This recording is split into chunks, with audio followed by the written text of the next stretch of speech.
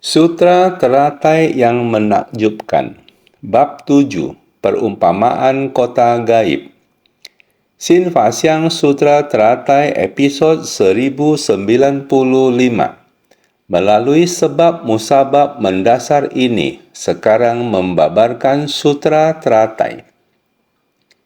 Ikatan jodoh berkelanjutan sejak kalpa sejumlah butiran debu di seluruh alam semesta dulu, tak terhingga dan sulit dihitung. Arah tujuan dari 16 orang Sramanera adalah demi semuanya, merampungkan negeri Buddha. Para bodhisattva menjalankan 6 paramita dan segala prakteknya hingga menyeluruh dan sempurna.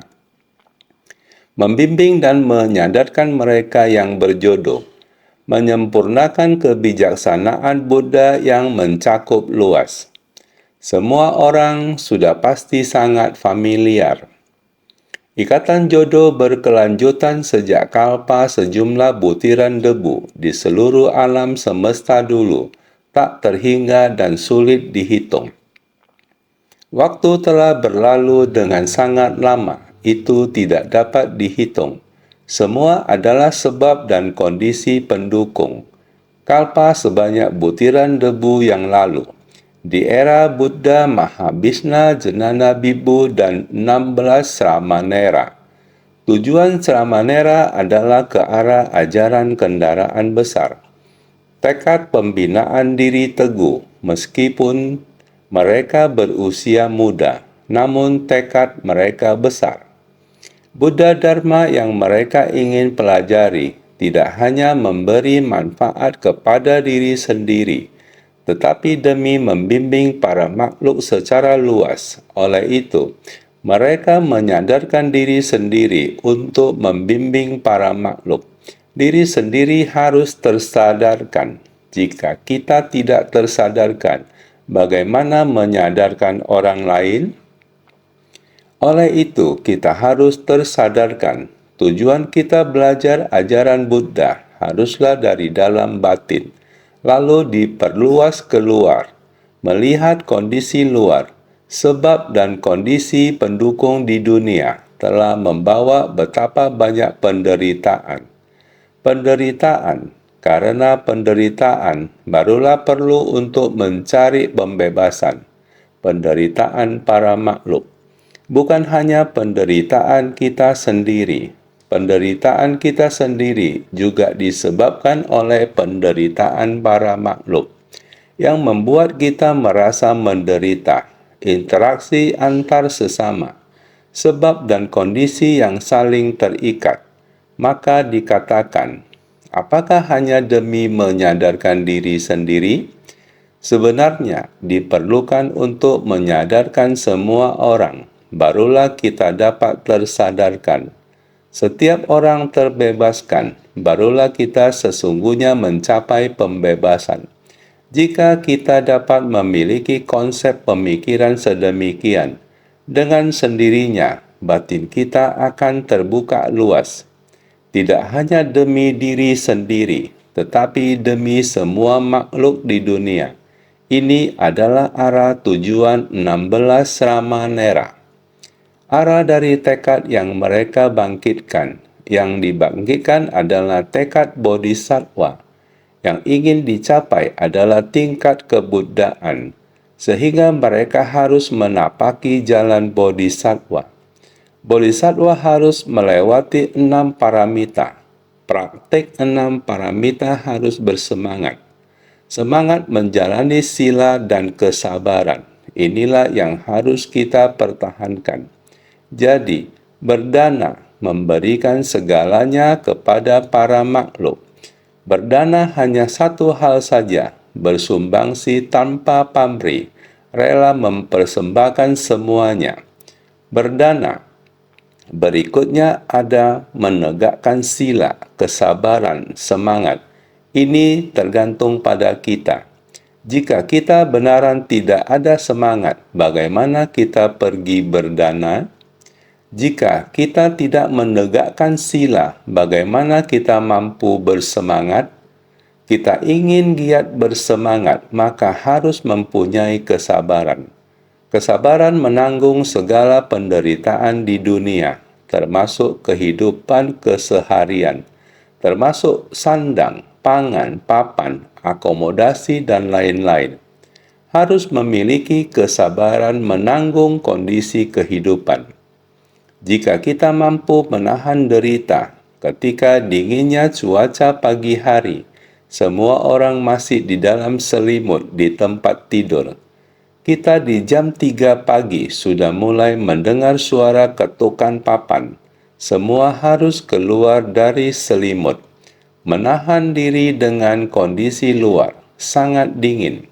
Harus bergegas untuk giat bersemangat, datang ke aula utama. Ini ada dalam kehidupan kita sehari-hari. Tindakan pertama di pagi hari adalah semangat. Harus menahan diri dari rasa ingin tidur. Begitu hangat di dalam selimut di tempat tidur. Jenis kenikmatan seperti itu, dengan ikhlas menyingkirkan kenikmatan semacam itu. Kekuatan diri demikian, barulah bisa tekun untuk maju. Sanggup menahan diri, barulah dapat menjalaninya. Setiap orang sesama praktisi saling membina dan menjalankan sila dalam 6 paramita. Selain bersumbangsi kepada semua orang, kita bersedia bersumbangsi.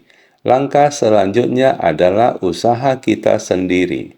Semangat mentaati sila, kesabaran, samadhi, dan kebijaksanaan.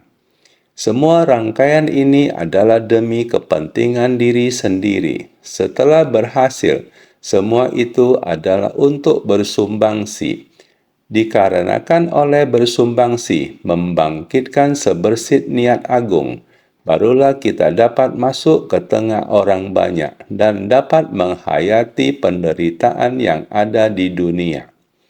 Menghayati ketidakkekalan mencambuk kita untuk semakin bersemangat untuk maju. Kerisauan batin para makhluk setelah kita menghayatinya, barulah dari dalam lubuk hati kita dapat waspada. Jangan kendur, jangan terjadi kegelapan batin. Kita harus segera mengikis segala kerisauan.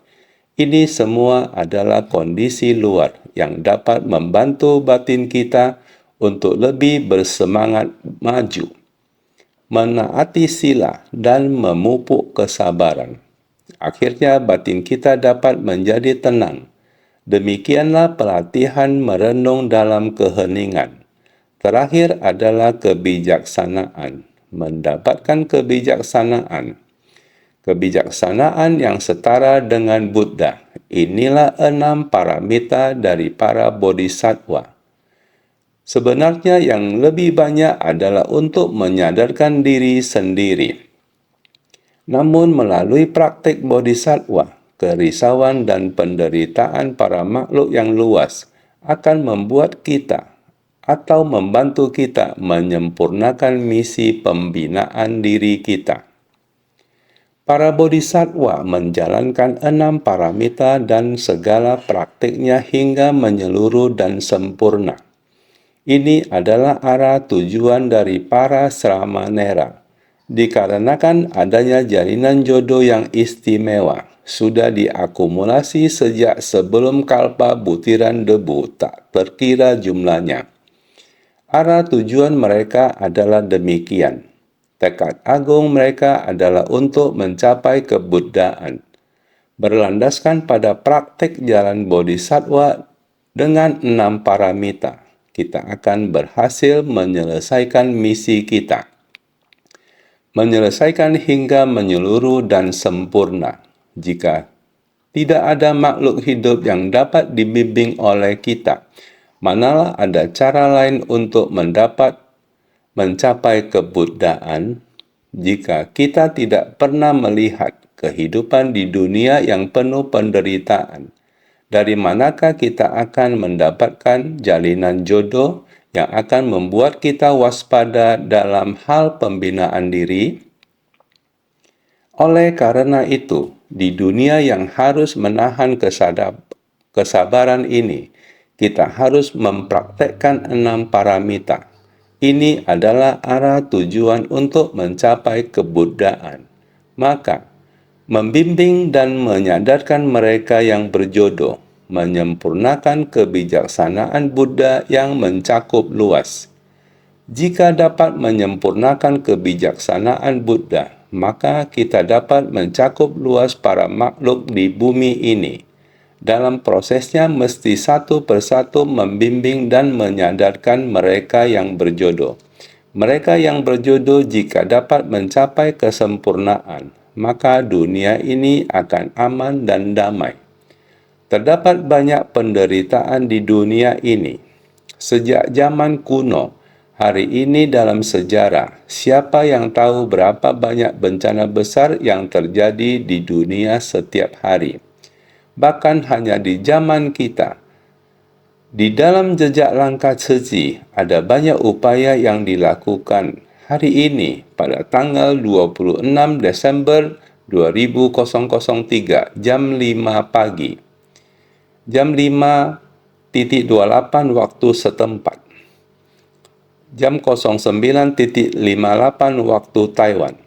Di kota Bam di Iran, tiba-tiba langit dan bumi berguncang. Terjadilah gempa bumi dasar. Gempa bumi dasar ini adalah gempa bumi berkekuatan 6,7 skala Richter. Karena pusat gempa sangat dangkal, maka kota Bam yang berusia 1000-an hingga 2000-an tahun itu rata dengan tanah dalam sekejap. Juga dalam sekejap, hampir 80-90% bangunan rusak. Jumlah resmi korban lebih dari 45.000 nyawa. Ini adalah angka konservatif resmi. Lebih dari 10.000 orang terluka. Ini terjadi di kota Bam pada pagi hari tanggal 26 Desember 2003. Di mana bencana besar itu terjadi, dimulai dari hari itu, hari kedua dan ketiga, tanggal 28 Desember. 8 orang datang dari Taiwan. Mereka adalah para dokter bersama dengan bagian kerohanian. Total ada 8 orang datang ke kota Bam, Iran, beserta Tuan Hu Guangzhong dari Turki dan Tuan Chen Xiu Hua dari Jordania. Mereka berkumpul di sana, mulai terlibat, melakukan survei tempat bencana dan mencari solusi bantuan yang dibutuhkan. Bagian medis pun tidak ketinggalan, terus-menerus melakukan komunikasi dengan video, telepon, dan lain-lain. Bagaimana caranya menolong? Kerusakan dan tangisan yang menyedihkan ada di mana-mana. Orang yang meninggal, tergeletak di jalanan. Masih ada pula orang yang melakukan pencarian. Pemandangan itu benar-benar tidak dapat dikatakan betapa tragisnya. Banyak orang yang terluka, yang memerlukan bantuan medis secepatnya. Bagaimana mencari lokasinya? Bagaimana melakukan pengobatan? Di mana mendapatkan tempat untuk dijadikan pangkalan, untuk dijadikan klinik medis. Saya memberi saran kepada mereka, apakah kamu bisa menyewa bis? Bus besar yang dapat memindahkan mereka dimanapun tempat tinggalnya sangat diperlukan. Bus dapat berhenti dan melakukan pengobatan medis. Bus sebagai sarana transportasi obat dan pasien juga dapat menjadi tempat pengobatan. Ini adalah ketika kita memberikan bantuan bencana di kota Bam, Iran. Itu adalah proses yang sangat sulit. Dimulai dengan cara seperti inilah. Satu persatu relawan Ceci bergantian tanpa henti menjalankan misi kesehatan dan misi amal bersama dengan relawan dari Turki dan Yordania. Sampai dengan bulan Maret 2004. Bantuan beras cinta kasih Taiwan, bantuan lainnya dari Taiwan satu persatu tiba. Kita membagikan beras sebanyak 2.500 ton lebih. Selain itu masih ada selimut, paket sembako, dan berbagai paket nutrisi lainnya. Semuanya dibagikan untuk 80.000 orang lebih. Selanjutnya, anak-anak di sana tidak bisa bersekolah karena gedung sekolah mereka runtuh. Jadi dilanjutkan dengan proyek harapan. Kita dengan segera mulai menentukan dan membangun sekolah. Terpilihlah 5 buah sekolah yang sangat penting. 4 di antaranya adalah sekolah menengah untuk perempuan. Satu yang lain adalah sekolah SD untuk laki-laki. Sekolah di sana, murid pria dan wanita tidak dijadikan satu, walaupun masih usia anak-anak, tetapi sudah dipisahkan. Jadi, ada 4 sekolah menengah untuk perempuan dan 1 sekolah dasar untuk laki-laki. Proyek ini sampai selesai membutuhkan waktu 3 tahun. Tanggal 4 Maret 2007 merupakan hari di mana kita menyerahkan kelima sekolah tadi kepada mereka. Kita harapkan anak-anak bisa belajar dengan bahagia dan aman di sana. Sekali lagi, juga sama pada tanggal 26 Desember 2004, terjadi tsunami di Asia Selatan. Semua orang mungkin mengingatnya dengan baik, yaitu setahun setelah tahun 2003, gempa di Iran. Pada hari yang sama, di pagi hari juga, jam 8.58 menit pagi waktu Taiwan. Tiba-tiba terjadi gempa di Sumatera, Indonesia secara tiba-tiba. Lingkupnya sangat luas. Gempa 9 skala, sangat besar, kuat, mengakibatkan tsunami sehingga menimbulkan kerusakan, kehancuran yang sangat luas pada manusia. Lebih dari 290.000 orang meninggal. Ada lebih dari 20.000 orang hilang. Bencana besar ini sangat jarang, langka dalam sejarah. Inilah juga membuat relawan Tze Chi bergerak cepat, baik relawan Tze Chi di Indonesia maupun relawan Tze Chi di Taiwan. Mereka buru-buru menyerukan bantuan untuk bencana, mulai menggalang dana. Begitulah awalnya dimulai. Tsunami itu melanda banyak negara selain Indonesia. Juga terjadi di Sri Lanka, juga memberikan pengaruh pada Thailand dan juga Malaysia. Tsunami yang melanda Malaysia dan Thailand jauh lebih kecil, tetapi yang melanda Sri Lanka memang sangat besar. Ini adalah bencana tsunami terbesar bagi Asia Selatan. Bencana ini sangat besar melanda negara tersebut sehingga kita harus menghabiskan bertahun-tahun membantu di sana. Maka dapat dikatakan, di dunia ini sangat banyak ketidakkekalan, penderitaan, kekosongan, terutama menyaksikan setiap orang memiliki sifat hakiki kebuddhaan. Menyaksikan setiap orang dapat menjadi bodhisattva dunia, segera muncul dari bumi, bersedia bersumbangsi di semua tempat. Maka, karena banyaknya penderitaan di dunia, sehingga Sang Buddha datang ke dunia untuk menggalakkan, melatih diri adalah harus mempraktekkan jalan bodhisattva. Harus banyak menyaksikan penderitaan untuk mengetahui penderitaan. Memahami kumpulan dari penyebab penderitaan, mengingatkan kita semua harus gagah berani dan tekun. Di tengah ketekunan harus mampu bertahan akan keanekaragaman orang, masalah, dan benda.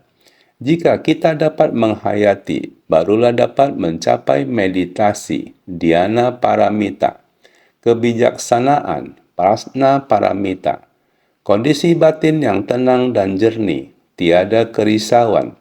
Batin dan alam semesta bersatu padu. Ini adalah kondisi yang kita harapkan.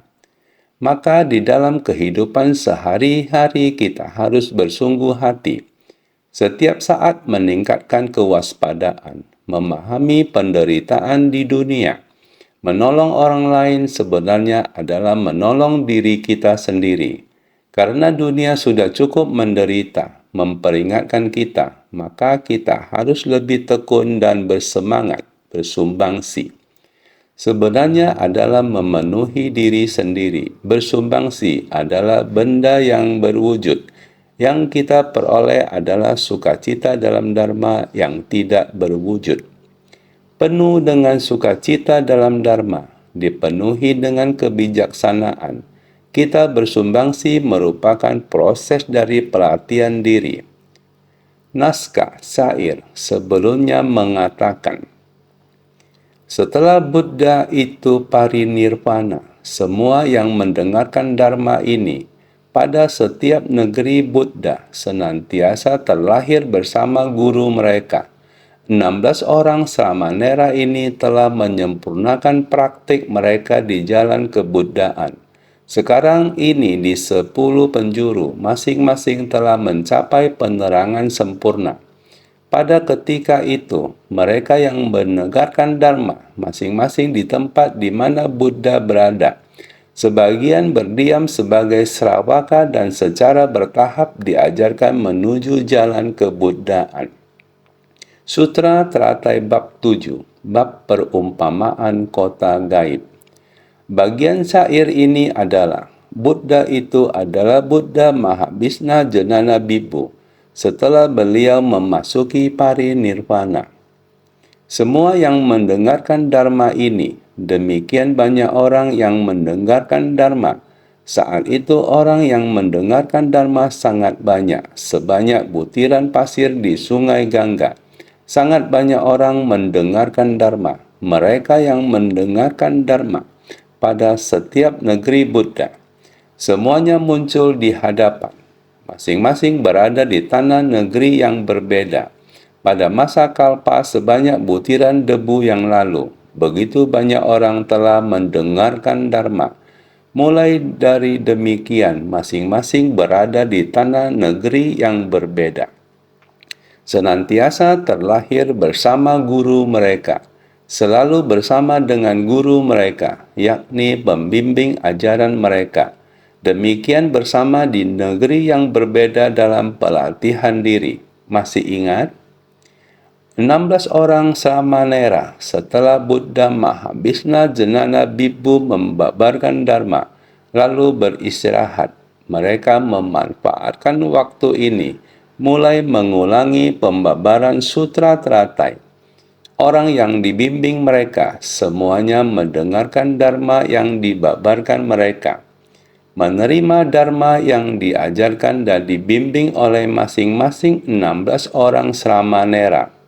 Setelah Buddha memasuki parinirvana, mereka mengikuti 16 orang Samanera di negara yang berbeda, di era yang berbeda. Terlahirnya Buddha yang berbeda, demikian berdiam di tanah para Buddha untuk membina diri. Semuanya mengikuti proses pelatihan diri dari 16 orang Samanera. Sangat banyak orang adalah demikian, mengikuti proses perjalanan mereka terus, menyempurnakan praktik mereka di jalan kebuddhaan. 16 orang Samanera berada di waktu yang demikian panjang dan lama, tempat yang berbeda, tempat pencapaian pencerahan Buddha yang berbeda, demikian membina diri. Sekarang berada di 10 penjuru. Sekarang masing-masing telah mencapai kebuddhaan.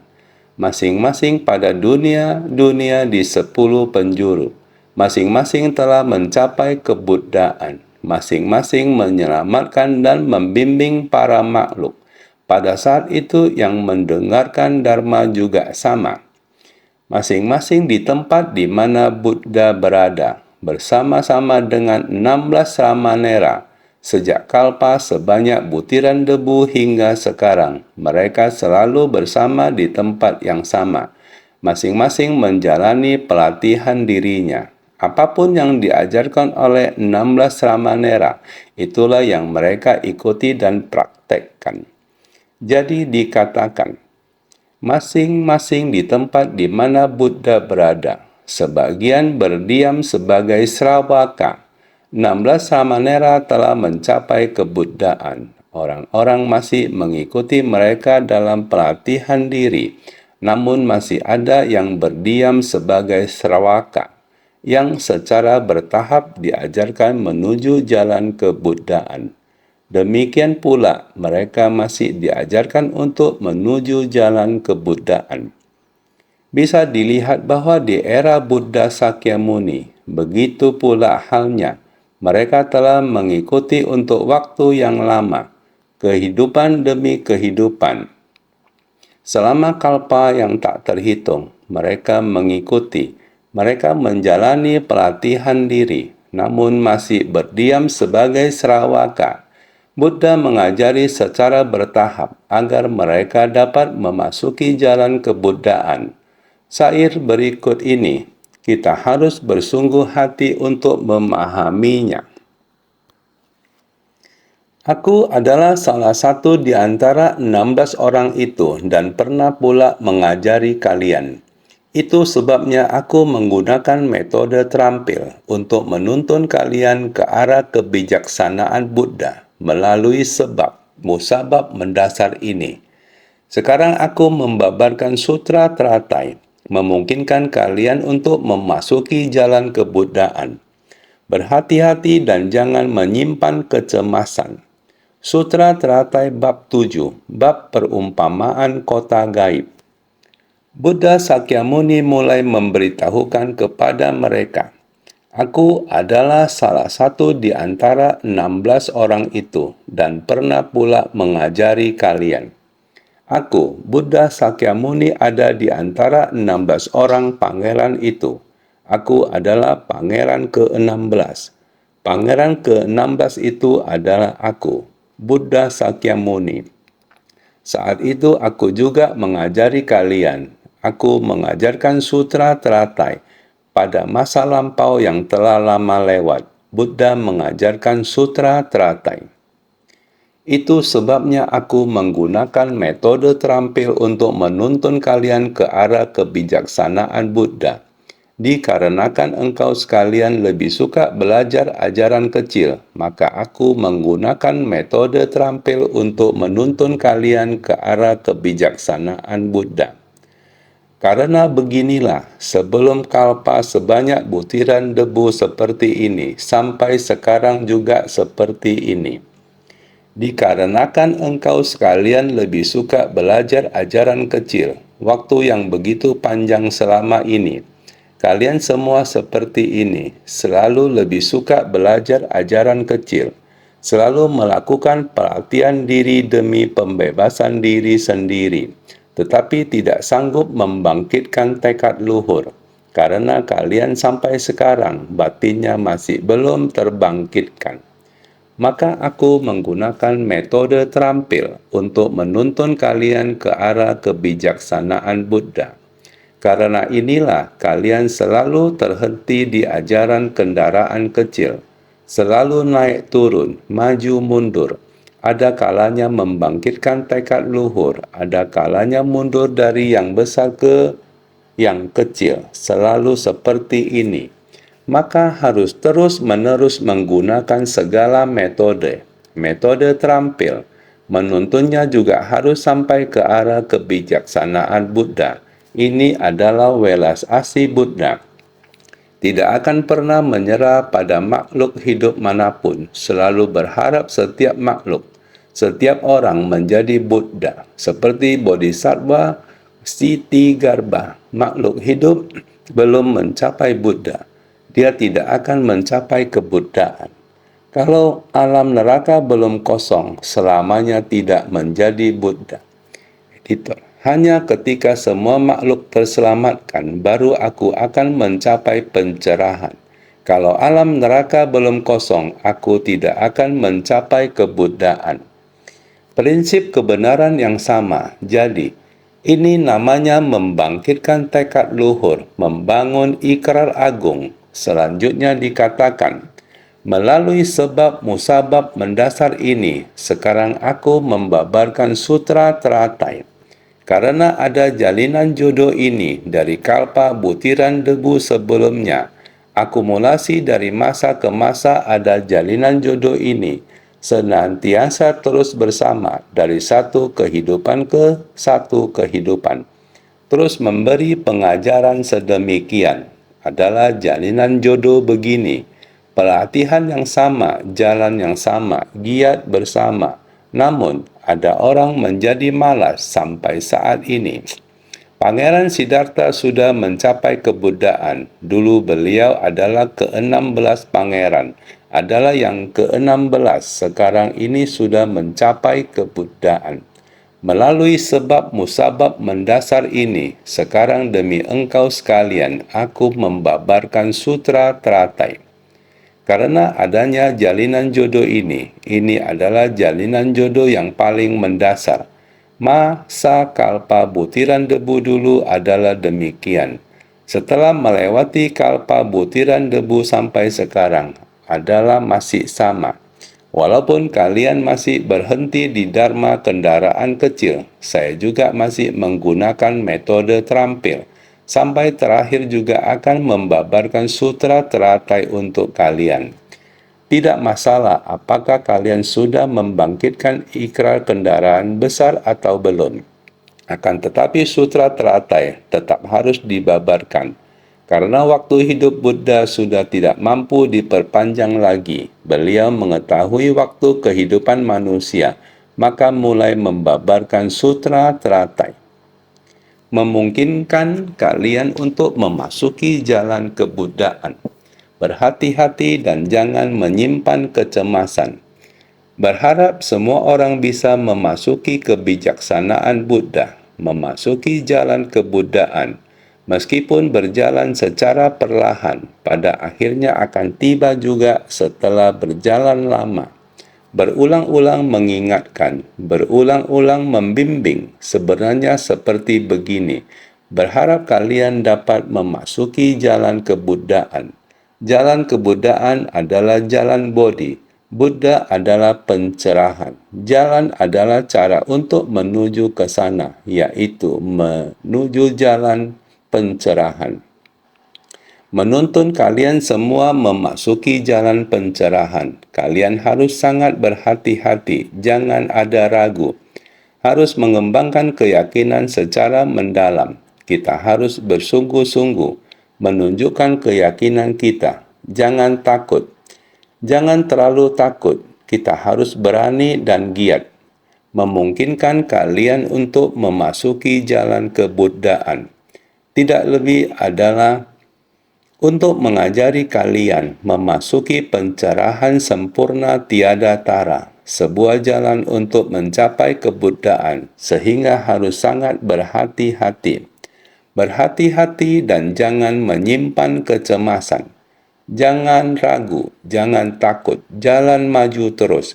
Menyelamatkan orang lain adalah menyelamatkan diri sendiri, agar semua orang merasa nyaman.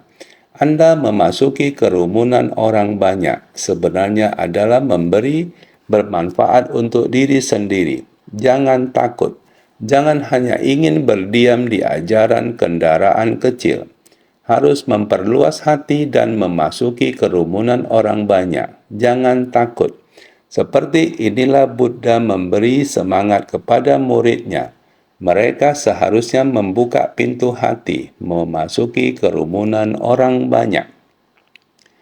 Bait syair ini langsung menerangkan kalau membabarkan sutra teratai adalah guna memungkinkan engkau sekalian untuk memasuki jalan sejati dari satu kendaraan Buddha. Sama sekali tidak boleh memiliki kecemasan dan tidak berani memikul tanggung jawab. Ini adalah secara langsung menerangkan pembabaran sutra teratai. Mengapa membabarkan sutra teratai? Guna memungkinkan engkau sekalian untuk memasuki jalan sejati dari satu kendaraan Buddha. Sangat ingin agar kalian secara langsung memasuki jalan sejati dari satu kendaraan Buddha. Sama sekali tidak boleh memiliki kecemasan, karena jalan kebuddhaan ini berada di tengah orang banyak. Tidak boleh takut. Jangan mengatakan tidak berani memikul tanggung jawab. Semua orang harus berani memikul tanggung jawab.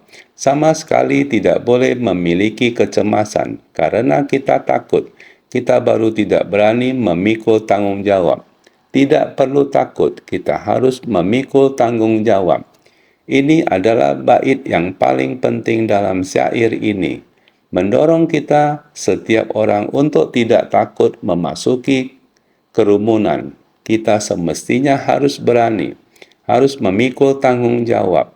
Selanjutnya bagian naskah sutra kembali mengatakan, ibarat ada sebuah jalan berbahaya dan buruk, jauh dan terpencil, terdapat banyak hewan beracun, kemudian tiada air dan tumbuhan, tempat yang ditakuti orang-orang.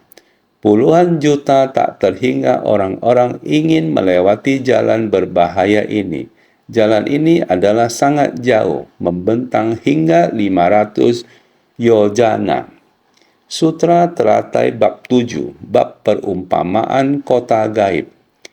Ibarat ada sebuah jalan berbahaya dan buruk, jauh dan terpencil, terdapat banyak hewan beracun. Perumpamaan kalau 3 kelompok alam adalah seperti jalan buruk yang berbahaya dan sulit dilalui. Sepi, sunyi, jauh dan amat terpencil. Hewan beracun, perumpamaan untuk kerisauan dari samsara, sebagaimana dalam perumpamaan rumah terbakar. Jalan yang berbahaya dan buruk adalah perumpamaan 3 kelompok alam. 3 kelompok alam adalah sama seperti jalan buruk yang berbahaya dan sulit dilalui. 3 kelompok alam karena para makhluk memiliki nafsu keinginan. Alam nafsu, alam berwujud dan alam tidak berwujud. Alam nafsu sangat banyak jebakan, membuat kita memunculkan nafsu keinginan. Begitu nafsu keinginan muncul, timbullah kegelapan batin. Di alam nafsu menciptakan banyak karma buruk. Alam berwujud, sangat banyak material, membuat batin kita tidak bisa menetap. Alam tidak berwujud. Meskipun kerisauan telah dilenyapkan, namun delusi bagaikan butiran debu belum tuntas dilenyapkan. Masih ada kerisauan yang sangat halus dalam pikiran. Kerisauan pemikiran ini lebih menyusahkan. Jadi begitu niat pikiran muncul, butiran debu kegelapan batin akan bergejolak di mana-mana. Sehingga saat kita berada di 3 kelompok alam ini, maka kita berada di jalan yang berbahaya. Di jalan yang berbahaya ini terasa sepi, sunyi, jauh, dan amat terpencil. Melihat ke arah tempat tersebut membuat kita merasa sangat takut dan juga tidak ada yang menemani kita bersama. Demikian masuk ke jalan berbahaya dan merasakan penderitaan, diumpamakan seperti berada di neraka. Alam neraka yang disebutkan dalam Sutra Sitigarbha menjelaskan, seorang diri terasa penuh sesak, banyak orang pun terasa penuh sesak, yang artinya seperti kita sendirian saja, tidak ada orang lain lagi. Dikarenakan penderitaan ini harus dialami sendiri, tiada orang lain. Tidak ada orang lain yang bisa membantu kita. Sepi, sunyi, jauh dan amat terpencil. Perasaannya seperti tidak ada orang di sekitar yang memberi bantuan. Tempat yang sangat berbahaya dan buruk. Hanya ada hewan beracun di sekeliling. Hewan beracun ini perumpamaan kegelapan batin. Dan kegelapan batin bagaikan rumah terbakar. Ada banyak hewan beracun.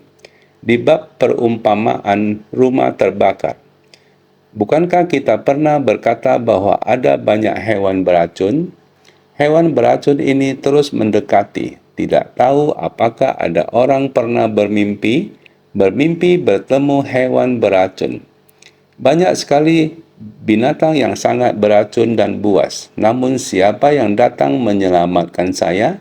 Seperti demikian, jalan yang berbahaya bagaikan kita bertemu dengan masalah. Kita sendiri merasa sangat kesepian, sangat sunyi, jauh dan terpencil. Seperti bergantung di tengah langit, sangat menderita. Kaki tidak bisa menginjak bumi, sangat takut dan panik. Ini adalah berada di 3 kelompok alam. Kerisauan dari samsara bagaikan berada di dalam rumah terbakar, datang dan pergi.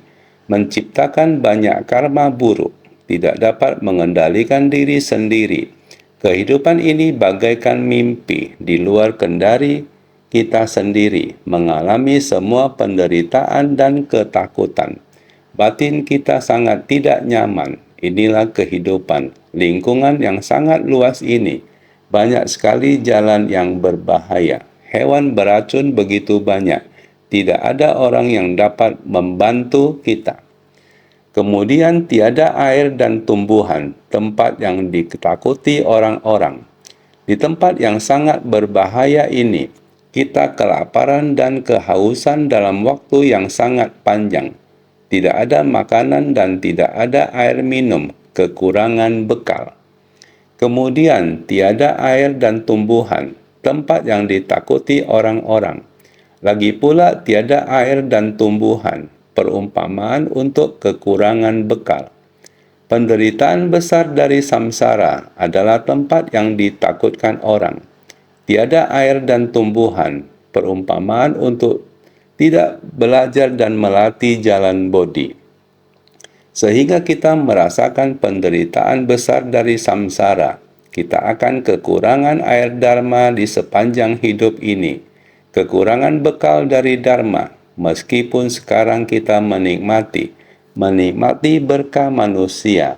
Tetapi kehidupan di dunia adalah menderita dan pendek. Meskipun banyak kekayaan di dunia, kita tidak dapat membawa pergi. Seumur hidup hanya untuk materi, ketenaran, kedudukan, dan sebagainya. Sangat menderita. Menciptakan banyak karma yang terakumulasi adalah penderitaan di 3 kelompok alam. Apakah barang-barang tersebut selamanya adalah milik kita? Waktu 10 tahun terasa singkat. Merelakan tubuh jasmani, tidak dapat dikontrol diri sendiri. Hadir lagi bagian selanjutnya dalam kehidupan. Ini disebabkan kita kekurangan bekal, kekurangan air dharma. Sehingga kita terus berada dalam penderitaan besar dari samsara, tempat yang sangat mengerikan dan ditakuti orang. Inilah kehidupan kita, tidak dapat dikendalikan, sangat menakutkan. Kapan dan apa yang akan terjadi, tidak ada yang tahu. Ini sama seperti bom yang kita bicarakan tadi, atau tsunami di Asia Selatan yang baru dibahas. Tidak ada seorang pun yang dapat memprediksikan semua hal ini.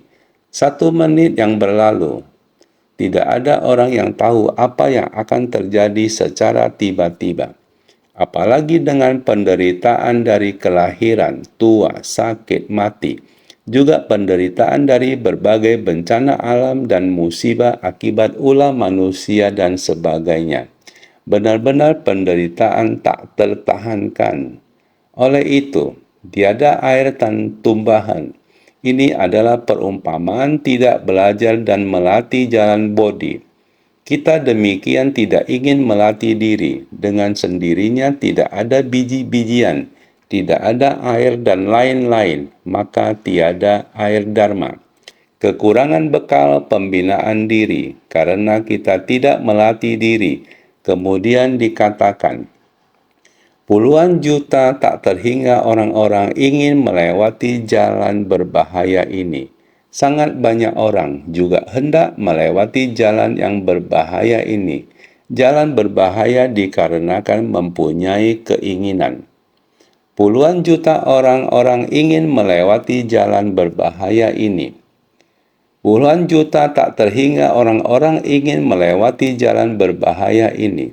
Selama memberikan bimbingan dan penyadaran untuk waktu yang sangat lama, orang-orang yang menerima pengajaran adalah banyak. Sejumlah koti tak terhingga orang takut pada 3 kelompok alam dan ingin keluar dari jalan berbahaya untuk sampai di tempat yang aman dan damai. Sehingga ingin, selama memberikan bimbingan dan penyadaran untuk waktu yang sangat lama, orang-orang yang menerima pengajaran adalah banyak, sangat banyak, sehingga dikatakan demikian banyak orang. Masa lampau ada para makhluk yang sebanyak butiran pasir pada 6 juta koti sungai Gangga. Sekarang penduduk di bumi ada 7 miliaran orang. Jumlah orang demikian dengan butiran pasir pada 6 juta koti sungai Gangga. Tidak banyak juga jika dibandingkan, sehingga dikatakan 6 juta koti orang itu pernah mendengar Dharma di sana bersama dengan Sramanera, melatih diri dari kehidupan ke kehidupan. Sramanera yang ke-16, Buddha Sakyamuni yang sekarang, beliau berada di dunia saha ini. Dunia ini hanya memiliki 7 miliaran orang. Tetapi baru berapa orang yang datang mendengarkan Dharma? Singkat kata, para makhluk yang perlu dibimbing masih sangat banyak. Selama memberikan bimbingan dan penyadaran untuk waktu yang sangat lama, orang-orang yang menerima pengajaran adalah banyak. Walaupun begitu lama, orang yang menerima pengajaran sangat banyak. Sejumlah koti tak terhingga tetapi masih saja sama. Semua masih takut pada 3 kelompok alam. Semua orang sangat takut. Orang yang pernah menerima pengajaran ajaran Buddha. Semua orang takut pada 3 kelompok alam. Tidak berani masuk kembali. Ini yang tadi baru disampaikan. Tidak perlu takut, cukup dengan memiliki batin pembinaan diri yang kokoh. Dengan batin pembinaan diri yang kokoh, memasuki 3 kelompok alam adalah untuk menyadarkan para makhluk. Tetapi setelah semua orang menerima pengajaran, semua ingin memberi manfaat pada diri sendiri. Memberi manfaat pada diri sendiri berarti masih berada di jalan berbahaya. Sehingga Buddha menginginkan batin pembinaan diri kita kokoh. Kamu hendak masuk ke kerumunan, mempunyai batin pembinaan ini untuk menyadarkan orang. Melihat penderitaan para makhluk, membangkitkan, memperkuat dan mengokohkan batin pembinaan diri. Demikian baru bisa berhasil, sehingga dikatakan, sejumlah koti tak terhingga orang takut pada 3 kelompok alam dan ingin keluar dari jalan berbahaya. Semua orang hanya ingin memberi manfaat pada diri sendiri.